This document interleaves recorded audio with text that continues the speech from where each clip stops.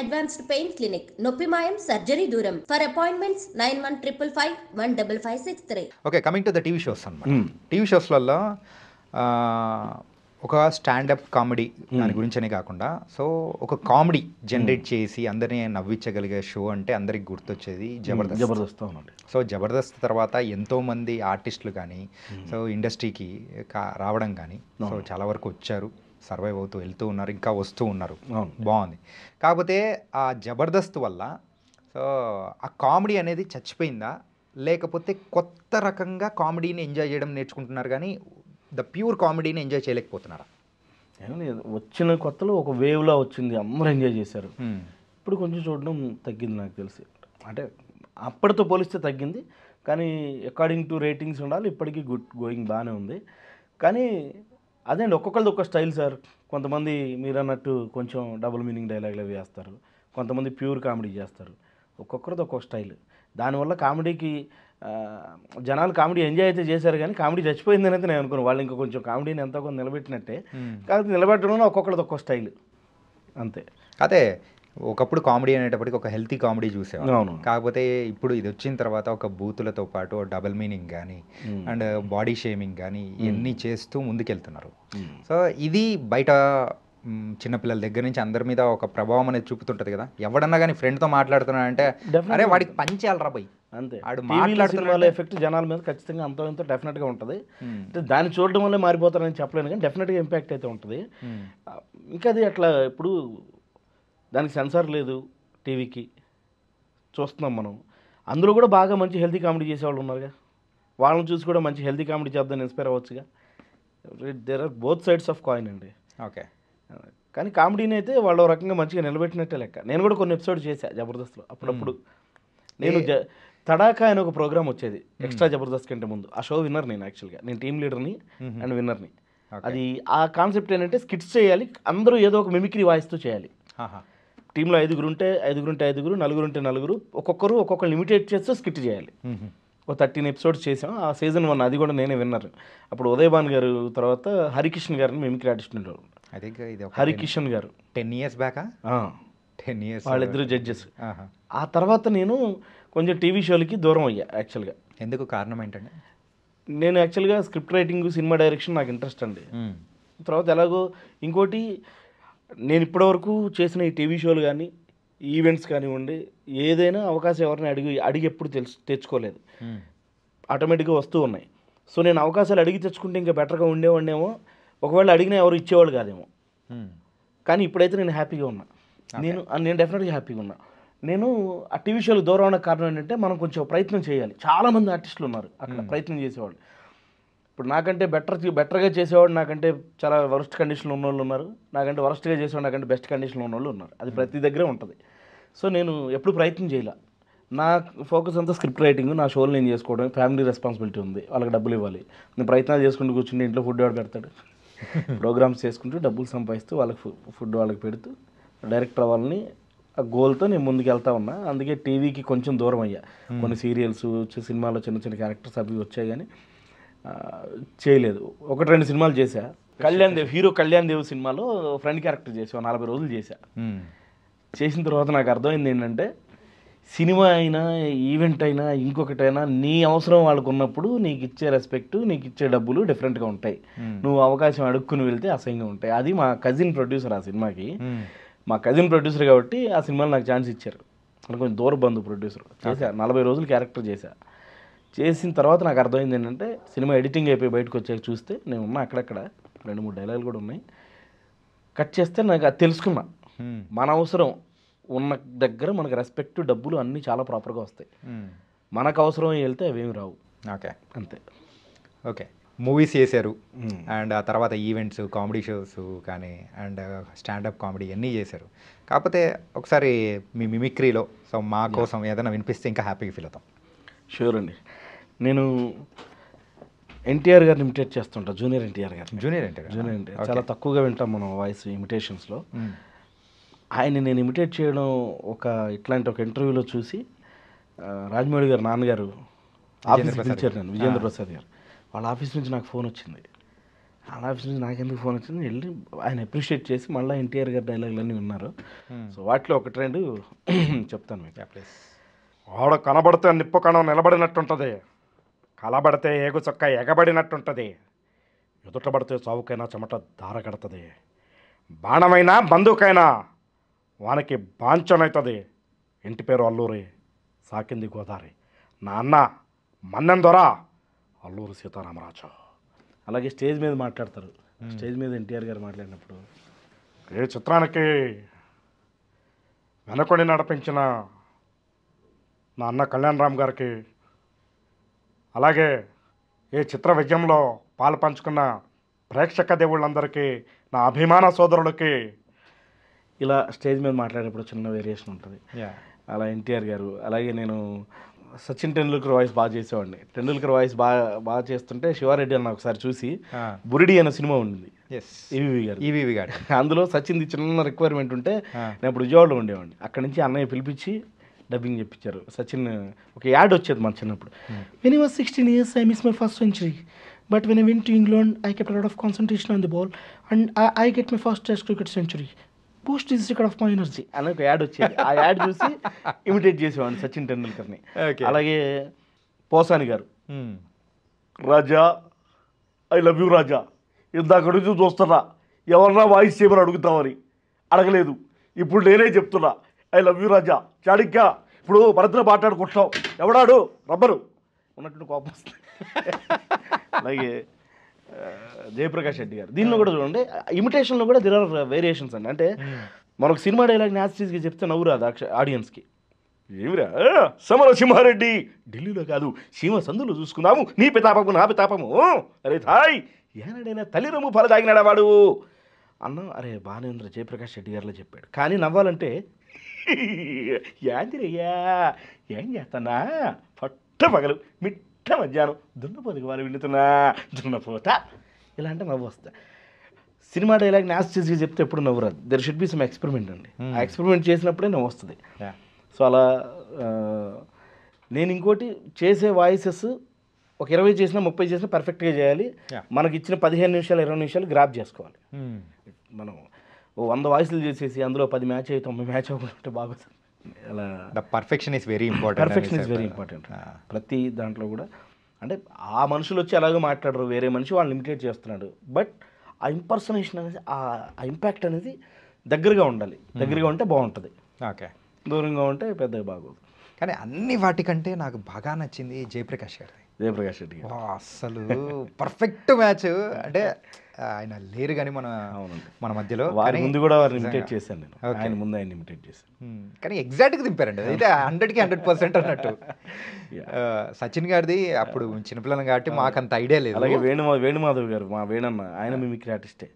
ఆయన ముందు ఆయన ఇమిటేట్ చేశారు. వేణుమాధవ్ గారు చాలాసార్లు కలిసేవాళ్ళు. ఆయన మిమిక్రీ ఆర్టిస్టులకి ఏదైనా మీటింగ్స్ అవి ఉంటే ఆయన గెస్ట్గా పిలిస్తే మిమిక్రీ వాళ్ళ కోసం ఎక్కడికైనా వచ్చేవాళ్ళు. ఆయన్ని అరే ఏం రావు సూర్యునికి పూర్వం లెక్కున్నావు అన్నం ఇచ్చేస్తావు, నేను తెలుసా నల్ల బాలు నల్ల తాసు లెక్క నాకి చంపేస్తా, నేను తొడగొడితే మెరుపులు వస్తాయి తెలుసా, నేను పోతాన్నా, లవ్ యూ అన్నా, థ్యాంక్ యూ అన్నా. ఇలా ఆయన ముందు చాలా సెలిమిటేట్ చేశాను. ఆయన బాగా ఎంజాయ్ చేసేవాళ్ళు. ఇంకా ఆల్మోస్ట్ ఇప్పుడున్న వాయిసెస్ అన్నీ ఉంటాయి. ఇప్పుడు రెగ్యులర్గా మనం మిమిక్రీలో వినే వాయిసెస్ అన్నీ రెగ్యులర్గా చేస్తూ ఉంటాను. బట్ దేర్ ఈస్ ఒక కాన్సెప్ట్తో చేసినప్పుడు దే విల్ ఎంజాయ్ అండి. ఇప్పుడు రాజశేఖర్ గారి వాయిస్ ఉంది, చాలామంది చేస్తారు ఒరిజినల్ వాయిస్, అదే నేను చెప్తా ఉన్నాను అని చెప్తారు. ఆయన గోరింటాక్ అనే సినిమా చేశారు ఆ మధ్య. సార్ సినిమా బాగుంది అని మాట్లాడమంటే అప్పుడు ఏం మాట్లాడతారనేది నేను క్రియేట్ చేశాను. ఓకే, అదే నేను చేసిన గోరింటాక్ బాగుంది, అందరూ చెప్పినారు బాగుంది, నేను జీవిత చెప్పారు కదా బాగుంది, నేను గోరింటాక్ బాగుంది కాబట్టి తర్వాత సినిమా కూడా బాగుంటుంది, దాని పేరు కరివేపాకు, ఆ తర్వాత తమలపాకు కూడా రావచ్చు. ఎందుకంటే ఈ మధ్య తెలుగు సినిమాల పేర్లు మిర్చి, మసాలా, మిరపకాయ, త్వరలో శనక్కాయ రావచ్చు, తప్పే ఉంది. RX 100, నెక్స్ట్ బజాజ్ చేతక్, ఇంకో ట్రెండ్ స్టార్ట్ అయింది ఈగ, కందిరీగ, ఓసరవల్లి, త్వరలో తొండ, తర్వాత బల్లి. అవి కూడా యానిమల్సే కదండి, ఇవి యానిమల్స్ అవి యానిమల్స్ పెట్టచ్చు కదా. ఇప్పుడు ఈ లేటెస్ట్గా గురుగారితో సినిమా వచ్చింది త్రివిక్రమ్ గారిది, గుంటూరు కారం, నెక్స్ట్ తెనాలి డబుల్ హార్స్ మినపగుళ్ళు రావచ్చు. టైటిల్స్ లేవు సార్. గుంటూరు కారం పెట్టినప్పుడు తెనాలి మినపగుళ్ళు పెట్టకూడదా, నూజిగూడి మామిడి పళ్ళు పెట్టకూడదా? సో అలా అంటే దిస్ ఈజ్ కాల్డ్ కామెడీ అండి, మన నవ్వొచ్చేలాగా మాట్లాడడం. అలాగే నేను ఒక షోలో ప్రోగ్రామ్ చేస్తున్నప్పుడు ఆడియన్స్కి ఫస్ట్ చప్పట్లు కొట్టమని అడుగుతారండి స్టేజ్ పెర్ఫార్మర్స్. ఎప్పుడైనా చూడండి, అది మా వీక్నెస్ అనుకోవాలా, అది ఉంటేనే మీరు ఎవరైనా చప్పట్లు కొట్టండి అని we beg for that some times, but కొంతమంది రెస్పాండ్ అవ్వరు. అక్కడేదో ఒక కాక్టైల్ పార్టీ జరుగుతుంది. నేను చెప్పాను, సార్ మన ఇండియాలో జిఎస్టీ లేదు రెండింటికి, ఒకటి పెట్రోల్కి 2 చప్పట్లకి, దయచేసి చప్పట్లు కొట్టండి, జిఎస్టీ లేదు అన్న. ఆడియన్స్లో ఒక ఆయన లేచాడు, హలో మిస్టర్ లిక్కర్ మీద కూడా లేదు తెలుసా అన్నాడు. నాకు అలవాటు లేదండి అన్న. అనగానే అబ్బా నువ్వు జెంటిల్మెన్ తమ్ముడు అయితే అన్నాడు. అంటే నాకు కొండం అలవాటు లేదండి అన్న. అప్పుడు అలాగే ఇలా నవ్వొచ్చేలా మాట్లాడడం స్టాండప్ అవుతుంది, కామెడీ అవుతుంది. ఈ కామెడీలు రకరకాలు ఉన్నాయి మీకు చెప్పినట్టు. ఒక్కొక్కళ్ళు నవ్విస్తారు, ఎవరి స్టైల్ వాళ్ళది. ఒకడు పంచ్ చేసి నవ్విస్తారు, ఒక డబుల్ మీనింగ్ చేసి నవ్విస్తారు, ఒకటి యాక్టింగ్ చేసి నవ్విస్తారు. నైస్ అన్న. ఏంటంటే ఇట్లా మీకు ఇచ్చే టైంలో ఆ షోలో ఏదైనా కానీ సో ఫుల్ ఫ్లెడ్జ్డ్గా 15 మీకు అసలు విషయం చెప్పాలి. నాకు మన ఆర్కామిడీ అదే నేను ఇందాక చెప్పాను కదా, విజేంద్ర ప్రసాద్ గారి ఆఫీస్ నుంచి ఫోన్ వచ్చినప్పుడు, అప్పుడు నేను లాఫ్టర్ ఛాలెంజ్ ప్రోగ్రాంలో కాన్సెప్ట్ చేశా. బాహుబలి సినిమా, అందులో కిలికి భాష అని ఒకటి ఉంటుంది. అవును, కాలకే మాట్లాడుతుంటాడు, నేమ్ దో జస్ట్ టెల్ మీ అర్థబూస్ అనేది మాట్లాడు. దానికి అర్థం ఏంటి ఎవరికి తెలియదు. సో నేను దాన్ని సరదాగా ట్రాన్స్లేట్ చేశా, ఆ షోలో చేసా. అది చెప్తాను మీకు. ఓకే, నేమ్ నిన్ను దో జస్ట్ టెల్ మీ దోసకాయ పచ్చడి తెమ్మంటే అర్థబూస్ బూజు బట్టి నావకాయ పచ్చడి చేస్తావా, క్రిక్ నెంబొమ్లా కళ్ళు అన్న నెత్తికెక్కినాయా, మనోజుకు మంట పడుతుందిరా, లోక్వే ఒక లోటాలో నీళ్ళు ఇంక దండం పెడతా. ఇలా చేసి ఆ షోలో చేసిన తర్వాత ఇదైనా 15 రోజులకే ఫోన్ వచ్చింది నాకు. ఇప్పుడు నా భయం ఏంటంటే లోపల ఈ బాహుబలి మీద కామెడీ చేశారని పిలిచారా, వెళ్ళకపోతే బాగోదు, వెళ్తే ఏమవుతుందో తెలియదు. యాక్చువల్గా అక్కడికి వెళ్ళిన తర్వాత అసలు ఈ షో నేను చేసిన షో కూడా సార్ చూడాల. ఆయన ఏంటంటే ఆ ఎన్టీఆర్ గారి ఇమిటేషన్ చూసి, ఎన్టీఆర్ గారి డైలాగ్స్, నరసింహుడు సినిమాలో ఒక డైలాగ్ ఉంటుంది, ఆ డైలాగ్ చూసి పిలిచారండి. ఒక 1 minute పాటు రైతు పడే కష్టం అంతా ఆ డైలాగ్లో ఉంటుంది. అవును, flash back episode, flash back interval వరకు మాట్లాడరు ఆయన. ఇంటర్వెల్ అవగానే మాట్లాడతారు. ఓపెన్ అవ్వడం 1 minute డైలాగ్.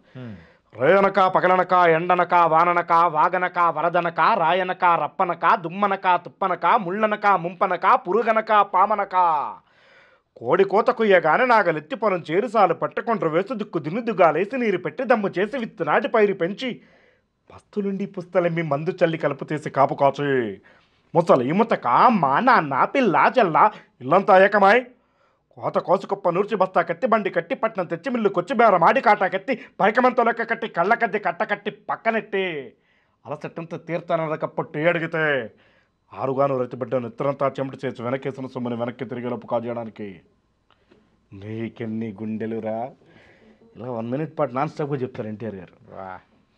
ఈ డైలాగ్ కూడా చెప్పించుకున్నారు సార్ ఆ రోజు. సో అదొక మంచి మెమొరీ అండి, మంచి ఎక్స్పీరియన్స్. అలాగే దీంతో పాటు కొన్నిసార్లు ఏమవుతుందంటే ఇన్సల్ట్స్ అవుతూ ఉంటాయి. ఆర్టిస్ట్ ఇన్సల్ట్స్ ఎలా అవుతాయంటే, ఇది నేను పర్టికులర్గా మీరు అడగకపోయినా ఎందుకు చెప్తాను అంటే, నాకు నా లైఫ్లో గుర్తుండిపోయిన పెద్ద ఇన్సల్ట్ ఇది. ఓకే, నేను ఆర్టిస్ట్గా అప్పటికి 2016 or 17 ఆ టైంకి ఒక 2500 ప్రోగ్రామ్స్ పైన చేశాను నేను. ఒక కాలేజ్ ప్రోగ్రామ్ చేస్తున్నాం, వాళ్ళకి యాంకర్ని పిలిపించారు. ఆ అమ్మాయి అప్పుడే ఏదో టీవీ షోల్లో కనపడుతుంది, కొత్తగా సంవత్సరం నుంచి కొన్ని టీవీ షోల్లో అక్కడెక్కడ కనపడుతుంది. అప్పటికి నేను 16 ఏళ్ళ నుంచి ప్రోగ్రామ్స్ చేస్తూ ఉన్నా. ఆ కాలేజ్ చైర్మన్ గారికి నేను చాలా ఇష్టం, విపరీతమైన ఇష్టం. ఆయన మామూలుగా కూడా ఎప్పుడైనా ఛాంబర్లోకి వెళ్తే సరదాగా ఆ వాయిస్ చెప్పి అంత ఇష్టం అనమాట నేను. సో ప్రోగ్రామ్ జరుగుతుంది, షీస్ చూడగానే గుర్తుపడుతున్నారు, కానీ అమ్మాయి బాగా పెర్ఫార్మ్ అంటే వాయిస్ చాలామంది ఆడియన్స్ ఉన్నారు, 2-3 వేల మంది ఉన్నారు, రీచ్ అవ్వట్లా. ఆయన నన్ను పిలిచి, షరీఫ్ నువ్వు కూడా వెళ్ళి కొంచెం ఆ అమ్మాయికి సపోర్ట్ చేయి, then it will be good అన్నాడు. సరే మైక్ తీసుకుని స్టేజ్ మీదకి వెళ్ళి మాట్లాడడం మొదలు పెట్టుకుని అమ్మాయి దిగిపోయింది. ఎందుకులాగా? నేను ఎవరో తెలియదు కదా, ఆవిడ సెలబ్రిటీ కదా, నాతో ఈక్వల్గా ఆవిడతో ఈక్వల్గా నేను స్టేజ్ షేర్ చేసుకుంటే ఆవిడకి ఇన్సల్ట్ అని ఫీల్ అయ్యి దిగిపోయింది. అరే మామూలుగా వెళ్ళిపోయిందేమో అనుకుని నేను మళ్ళీ నెక్స్ట్ ఆ పెర్ఫార్మెన్స్ అనౌన్స్ చేశాను కదా, అమ్మ నెక్స్ట్ మన ఇద్దరం వెళ్ళి ఇలా అంటే ఈవెంట్ మేనేజర్ని పిలిచింది, ప్లీజ్ అని. వాడు వచ్చానా ప్లీజ్ కూర్చోండి. వాడు అని ఎందుకన్నానంటే మళ్ళీ ఈవెంట్ మేనేజర్లు అందరూ హర్ట్ అవ్వకుండా, అబ్బాయి నా ఫ్రెండ్, ఓకే అందరినీ అన్ను, he's my friend. Okay, ya. అంటే ఇన్సల్ట్స్ విషయం గురించి మనం మాట్లాడుకున్నాం కాబట్టి ఏంటంటే ఏదైనా కానీ ఒక బయట ఈవెంట్స్ ఉన్న సందర్భాల్లో వెళ్ళినప్పుడు సో యూజువల్గా ఆర్టిస్ట్స్ అంటే కమీడియన్స్ కానీ ఎక్కువగా ఈ మాట జబర్దస్త్ కమీడియన్స్ కానీ లేకపోతే ఎవరైనా నోన్ కమీడియన్స్ వచ్చేటప్పటికి స్టేజ్ ఎక్కాలంటే ఫస్ట్ మాకు ఇవి ఉండాలి, సో ఇవి ఉంటేనే మేము ముందుకు వెళ్తాము, స్టేజ్ ఎక్కుతాము అనేది కూడా కోరికలు కోరే అవకాశాలు ఏమన్నా ఉంటాయి అక్కడ? కోరికలు లేదండి, రెమ్యునరేషన్ క్లియర్ చేయమంటారు సెలబ్రిటీ అయిన తర్వాత. మెయిన్ ఫస్ట్ రెమ్యునరేషన్ విషయంలో రెమ్యునరేషన్ క్లియర్ చేయాలంటారు. బికాస్ ఆ ఈవెంట్ అయిపోయిన తర్వాత ఈవెంట్ మేనేజర్ ఎక్కడెక్కడో ఆయన పనులు, ఆయన ఒక డిపార్ట్మెంట్ కాదు కదా, this is just a part of that show. ఆయనకి డెకార్ ఉంటుంది, ఇంకోటి ఉంటుంది, ఫుడ్ ఉంటుంది, చాలా ఉంటాయి కదా. ఆ పనుల్లో ఆయన ఉండి ఆయనకి ప్రోగ్రామ్ అయిపోయిన తర్వాత సార్ పేమెంట్ అలా ఫోన్ చేసి రిస్క్ తీసుకోవాలి. ఇంకోటి ఏంటంటే స్టార్టింగ్లో ఇప్పుడు నేను చెప్పాను కదా ఇలాంటివన్నీ పడుంటారు. ఎలాంటివి పేమెంట్స్? ఇప్పుడు మాకు కొంతమంది ఉంటారు పేమెంట్స్ ఎగ్గొడతారు, ఏం చేయలేము. ఓకే, ప్రోగ్రామ్కి వెళ్తాము, మా పెర్ఫార్మెన్స్ చేస్తాము, డబ్బులు ఇస్తే ఇస్తాడు అంటే 90% అందరూ ఇస్తారు, 10% ఎగ్గొట్టే వాళ్ళు ఉంటారు. సరే, ఇప్పుడైతే ఇప్పటివరకు మీరు అంటే ఈవెంట్స్ చేసి పోగొట్టుకున్న డబ్బులు ఎంత అనుకోవచ్చు? నంబర్గా చెప్పలేను కానీ చాలానే పోగొట్టుకున్నా. చాలా కదా, అప్రాక్సిమేట్ అనేది ఒకటి నంబర్ అయితే చెప్పలేనండి, ఎందుకంటే అది చిన్నప్పటి నుంచి ఎగ్గొడతానే ఉన్నారు. సుమారు ఒక 10-15 లక్షలు అంతకు మించేరా? దగ్గరకు ఉండొచ్చండి. అంటే చిన్నప్పుడు ఎగ్గొట్టిన చిన్న చిన్న అమౌంట్స్ కదండి, మాకు అప్పుడు ఇచ్చేది ఎంత, స్టేజ్ మీద అవకాశం ఇవ్వడం ఎక్కువ. నేను వైజాగ్ వెళ్ళాను ఒకసారి. వైజాగ్ వెళ్తే ఆయన ఈవెంట్ అంతా అయిపోయిన తర్వాత నాకు డిగ్రీ ఫీజు కట్టుకోవాలి. అప్పుడు ఫీజు కట్టుకోవడానికి వెళ్ళాను నేను ఆ ప్రోగ్రామ్కి. ఇది వస్తే ఈ ఫీజు కట్టుకోవచ్చు కదా అని వెళ్ళిన తర్వాత ఆయన లిటరల్గా ఎగ్గొట్టాడు, డబ్బులు ఎగ్గొట్టాడు. నాకు రిటర్న్ ఇంటికి రావడానికి కూడా డబ్బులు లేవు. వేరే ఆర్టిస్ట్ దగ్గర 100 రూపాయలు తీసుకొని ప్యాసింజర్ ట్రైన్ ఎక్కి వచ్చా విజయవాడ. అలాంటి బోల్డ్ జరిగినాయి. ఒకసారి ఇక్కడ హైదరాబాద్లోనే నేను ఇంటర్మీడియట్ చదువుతున్నా అప్పుడు, కొత్తగా చేస్తున్నాను ప్రోగ్రామ్స్. ఒక ఆయన ప్రోగ్రామ్కి పిలిచారు, చాలా పెద్ద నోన్ అసోసియేషన్, అది చెప్తే టక్ మనకి వెలుగుతుంది అందరికీ, పల్లెటూరులో ఉన్నోడు కూడా తెలుసు ఆ అసోసియేషన్ పేరు. క్లబ్ లాంటిది అనుకోండి. ఆ క్లబ్లో ప్రోగ్రామ్ చేసా, ప్రోగ్రామ్ బాగా జరిగింది. అదొక లిక్కర్ పార్టీ, వాళ్ళు కొట్టేసుకున్నారు. వాళ్ళు ఇంకా ప్రోగ్రామ్ అంతా అయిపోయే టైంకి ఒకళ్ళు కాలర్స్ పట్టుకోవడం ఎక్కువైపోయింది, వాళ్ళందరికీ కొట్టేసుకున్నారు. ఎవరాళ్ళు ఆయన మొబైల్ ఉండేది, మొబైల్ ఫోన్ కూడా కాదండి, మొబిటెల్ లాంటిది ఉండేది అప్పుడు, అది స్విచ్ ఆఫ్ అయిపోయింది ఆయనది. నైట్ 10-12ంటికి ఫుడ్ తినేసాం. సికింద్రాబాద్ స్టేషన్ పక్కన యాత్రి నివాస్ పక్కన జొరాస్ట్రియన్ క్లబ్ అని ఉంటుంది, అందులో ప్రోగ్రామ్ ఇది. ఓకే, 12ంటికి ఆయన వెళ్ళిపోయాడు. నాకు ఎక్కడ ఉండాలో తెలీదు. రైల్వే స్టేషన్కి వెళ్ళి కూర్చున్నా, తెల్లవారులు కూర్చున్నా. కాయిన్స్ వేసి, నా దగ్గర మొబైల్ లేదు, ఆయన నెంబర్ మాత్రం ఉంది. కాయిన్ బాక్స్, అప్పుడు కాయిన్ వేసి ట్రై చేస్తుంటే పొద్దున్న 8:30కి ఆన్ అయింది ఆయన మొబైల్. మొబిటెల్ అంటారు కదా, నాకు ఐడియా ఉంది. అది ఆన్ అయిన తర్వాత 11:30కో ఎప్పుడో ఓ ప్లేస్కి రమ్మంటే మళ్ళీ ఆ ప్లేస్కి వెళ్ళి డబ్బులు తీసుకొని ఇంటికి వెళ్ళా. అలా చాలా ఉంటాయండి ప్రతి ఒక్కరికి అవకాశాల కోసం మొదట్లో. అందుకే ఒక స్థాయికి వచ్చిన తర్వాత డిమాండ్స్ ఉంటాయి. ఓకే, ఒక ఆర్టిస్ట్ అవ్వాలంటే అవుతున్న క్రమంలో ఎన్ని బాధలు ఎన్ని కష్టాలు ఉంటాయో అవన్నీ ఒక స్థాయికి వచ్చిన తర్వాత, చిన్నప్పుడు ఇవన్నీ పడొచ్చారు కాబట్టి ఇవేమీ లేకుండా కొంచెం హైవే మీద వెళ్దాం అనే ప్రయత్నం ఉంది. ఈ లెక్కను చూసుకుంటే డిమాండ్ చేయడంలో తప్పు లేదనిపిస్తుంది. తప్పే లేదండి. ఓకే, తప్పు డెఫినెట్గా లేదు. చాలామంది ఈవెంట్ మేనేజర్స్ కొంతమంది ఉంటారు ఫ్రెండ్స్, వాళ్ళు అంటూ ఉంటారు, వీళ్ళందరూ వచ్చి ఏదో డిమాండ్ చేస్తున్నారా భయ్ అది ఇది అని అంటుంటే, మీరు చెప్పిన దాని తర్వాత నాకు అర్థమవుతుంది అనమాట, డిమాండ్ చేయడంలో అసలు తప్పే లేదు. ఏంటంటే వాళ్ళకి కావాల్సింది వాళ్ళు అడుగుతూ ఉన్నారు. అంటే డిమాండ్ దీనిలో రకాలు ఉన్నాయి, మళ్ళీ దీనిలో కూడా రకాలు. దీనిలో డిమాండ్ అంటే నేను చెప్పింది పేమెంట్స్ వరకు ఓకే అండి. నేను ఒక artist, I don't want name, నేను ఎవరి పేర్లు చెప్పను, ఎందుకంటే పేర్లు చెప్పే స్థాయికి నేను ఇంక రాలా. ఓకే, వచ్చిన రోజు ఖచ్చితంగా చెప్తా, ఒకవేళ వస్తే. రాకపోయినా ఐఎమ్ హ్యాపీ, బాగానే ఉన్నా. ఒక ఆర్టిస్టు ఈవినింగ్ 3 o'clockకి మేము ఒక సిటీకి వెళ్ళాం ప్రోగ్రామ్ చేయడానికి. 7 o'clockకి స్టార్ట్ అయిపోద్ది ఈవెంట్, అంటే we should be ready by 6:30. 3 గంటలన్నర టైం ఉంది. ఆ ఇచ్చిన హోటల్ రూమ్లో వైఫై లేదని చేంజ్ చేయమన్నాడు హోటల్, వైఫై లేదని. లేదు సార్, ఏదో డాంగిల్ ఏదో ఉంటుంది కదా, అది ఇస్తాం. లేదండి, ఐ నీడ్ వైఫై. పక్కన ఇంకో హోటల్కి షిఫ్ట్ చేశారు 4 o'clockకి. 4కి షిఫ్ట్ చేసిన తర్వాత 6:30కి రెడీ ఉండాలి కదా. టైర్డ్ అయిపోయినా బా పడుకున్నాడు. వైఫై అంటే ఈవెంట్ మేనేజర్ డబ్బులు ఖర్చు అనేది తప్ప అతను యూజ్ చేసుకున్నది లేదు. ఇంటెన్షనల్, నేను చెప్తే మారుస్తారా లేదా, నన్ను చూసి. ఇప్పుడు వాళ్ళ ఇంటెన్షన్ కొంతమంది ఎలా ఉంటుందంటే, నేను ఉన్నాను కాబట్టి నీకు నా మీద డబ్బులు వస్తున్నాయి ఈవెంట్ మేనేజర్కి, కాబట్టి నేనేం చెప్తే నువ్వు వచ్చేయాలి అన్నట్టు కొంతమంది ఉంటారు. కొంతమంది ఏంటంటే మన డబ్బులు మనకు రావాలి కాబట్టి స్ట్రిక్ట్గా ఉందాం అన్నట్టు కొంతమంది ఉంటారు, కొంతమంది లిబరల్గా ఉంటారు, సర్లేండి తర్వాత ఇచ్చినా పర్లేదు అన్నట్టు ఉంటారు.